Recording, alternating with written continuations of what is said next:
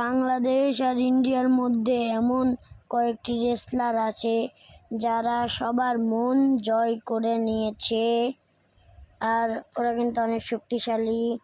সবার আগে আসছে দ্য রক।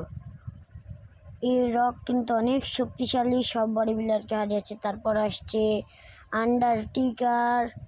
আন্ডারটেকারও কিন্তু অনেক শক্তিশালী, ওই ভুতুড়ের রূপ ধরে অনেক কিছু করেছে, তাই জন্যে ওকে সবাই ভয় পায়। তারপর আসছে জন সিনা কিন্তু সবাইকে হারিয়েছে আর সবার মন জয় করে ফেলেছে।